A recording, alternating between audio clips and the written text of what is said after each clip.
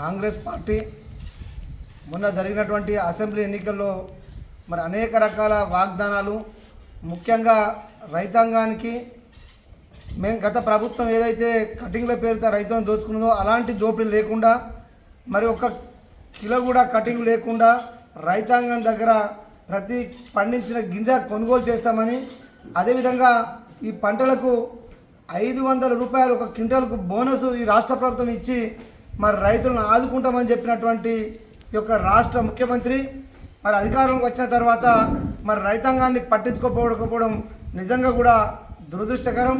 ఎందుకంటే ఒక పక్క వర్షాలు పడేటువంటి పరిస్థితి కనబడుతూ ఉన్నది. మరి రైతాంగం అంతా కూడా మరి కళ్ళాలుగా వడ్లు పోసుకొని మరి ఎప్పుడు కొనుగోలు జరుగుతుందని చెప్పి వెయిట్ చేస్తున్న తరుణంలో ఈ రాష్ట్ర ప్రభుత్వం ఐకేపీ సెంటర్లను పూర్తి స్థాయిలో మరి ఏర్పాటు చేయకుండా, ఏర్పాటు చేసిన కాడ కూడా మరి సౌకర్యాలు కల్పించినటువంటి పరిస్థితి ఈరోజు కనబడుతూ ఉన్నది. మరి అంతేకాకుండా మరి ఎప్పట్లాగానే ఒక క్వింటాల్కు 5 నుండి 7 కిలోల వరకు మరి రైతుల దగ్గర కొనుగోలుదారు మిల్లర్లు ఎవరైతే ఉన్నారో అనేక రకాల కొర్రీలతో ఈరోజు కటింగ్లు చేస్తూ ఉన్నా కూడా ఈ కాంగ్రెస్ ప్రభుత్వం కానీ అధికారులు కూడా మరి పట్టించుకున్నటువంటి పాపాన పోలేదు. అంతేకాకుండా వారికి క్వింటాల్కు 500 రూపాయలు బోనస్ ఇస్తామని చెప్పినటువంటి ముఖ్యమంత్రి మరి ఈ రోజు వరకు కూడా ఒక్క రైతుకు కూడా క్వింటాల్కు బోనస్ ఇవ్వకపోవడం ఇది రైతులను మోసం చేయడం కాదా అని చెప్పి ఈ సందర్భంగా మేము ప్రశ్నిస్తూ ఉన్నాం. అంతేకాకుండా నిన్న పడ్డటువంటి అకాల వర్షం కారణంగా అనేక మంది మరి కళ్ళలో ఉన్నటువంటి వడ్డు తడిసి ఈరోజు అన్నో రామచంద్రటువంటి పరిస్థితి ఈరోజు దాపురించింది. కాబట్టి ఈ యొక్క రాష్ట్ర ప్రభుత్వాన్ని హెచ్చరిస్తూ ఉన్నాం. మీరు ఎలాంటి ఆంక్షలు లేకుండా తడిసిన ప్రతి గింజను కూడా మద్దతు ధర కొనుగోలు చేసి మరి 500 రూపాయల బోనస్ కూడా ఇవ్వాలని చెప్పి భారతీయ జనతా పార్టీ పక్షాన్ని మేము డిమాండ్ చేస్తూ ఉన్నాం. లేనట్లయితే తప్పకుండా కూడా మరి రాబోయే రోజుల్లో రైతాంగాన్ని కలుపుకొని ఈ రాష్ట్ర ప్రభుత్వ రైతు వ్యతిరేక విధానాలకు నిరసనగా పెద్ద ఎత్తున ఉద్యమిస్తామని చెప్పి ఈ సందర్భంగా మీ యొక్క రాష్ట్ర ప్రభుత్వాన్ని హెచ్చరిస్తూ ఉన్నాం.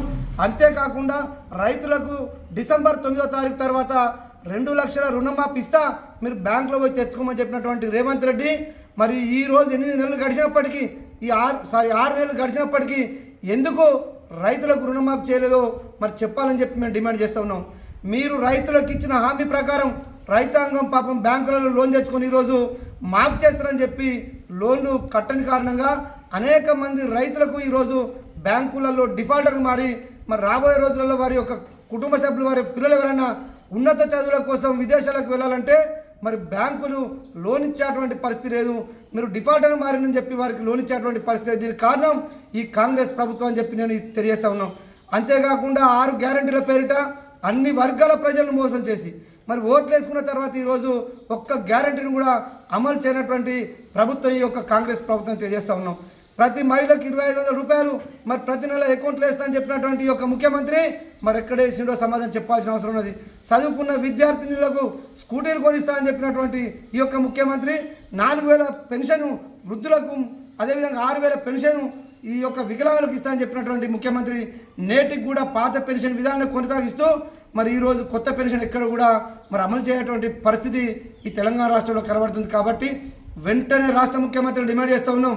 ప్రధానంగా రైతులను ఈ యొక్క ఆదుకోవాల్సిన అవసరం ఉన్నది. రైతులకు ఇచ్చినట్టు హామీలను వెంటనే అమలు చేయాలని చెప్పి, అదేవిధంగా 6 గ్యారెంటీలను కూడా అమలు చేయాలని చెప్పి ఈ సందర్భంగా ఈ యొక్క రాష్ట్ర ముఖ్యమంత్రిని, కాంగ్రెస్ పార్టీని, భారతీయ జనతా పార్టీ పక్షాన్ని మేము డిమాండ్ చేస్తూ ఉన్నాం.